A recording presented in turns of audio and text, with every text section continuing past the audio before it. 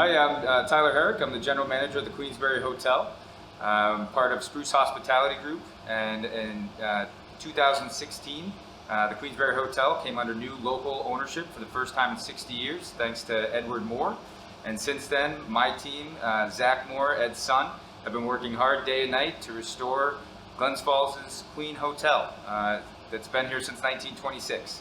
We have 123 guest rooms, 2 restaurants, 12,000 square feet of meeting space, and since 1926 have been a landmark in downtown Glens Falls. I look at downtown Glens Falls as, just like in a shopping mall or places, you have cornerstones or pillars of the community in the business district. A big thing when we took over the Queensbury Hotel in 2016 was to try to restore those community connections, because for far too long the hotel was owned by owners from different states, had management companies from different states, and had managers that were not fully invested in our community.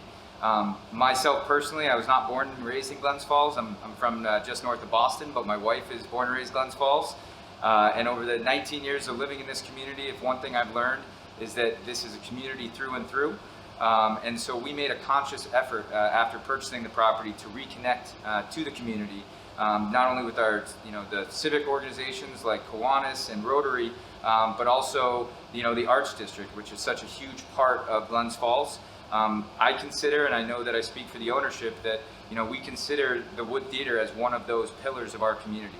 And because of the Wood Theater and everything that the Wood Theater does, it just makes our community, it makes our guests, it makes everything around better.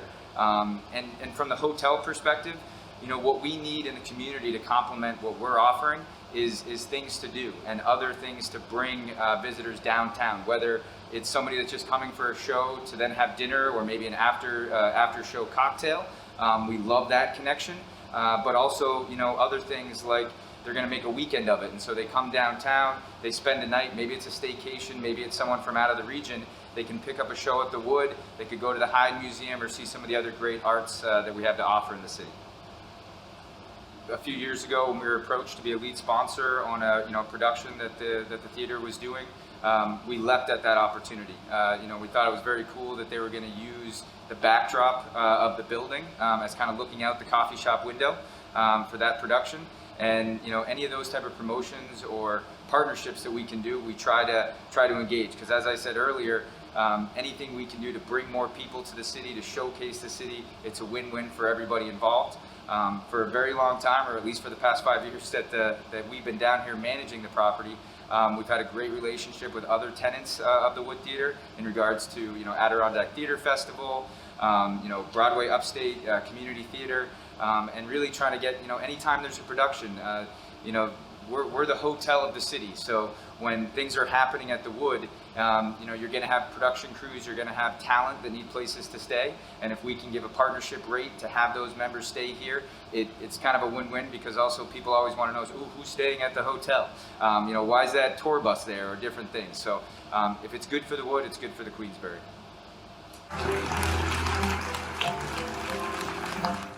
That clip you just saw is probably what you're used to at the Wood Theater. Sold out crowds, an excited audience. But in March of 2020, the Wood Theater closed its doors and our seats have sat empty ever since. Normally our halls are filled with performers warming up for rehearsal or excited patrons ready to watch a dance recital, musical, new play, or movie premiere. Now our ghost light lights up the stage and has for more than 300 days.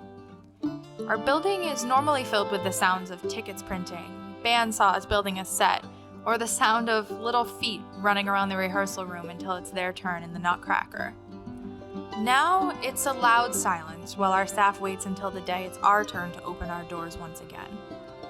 Business continues on around us, and we can't wait to get back to doing our part and supporting all of our neighbors by bringing audiences in by the thousands.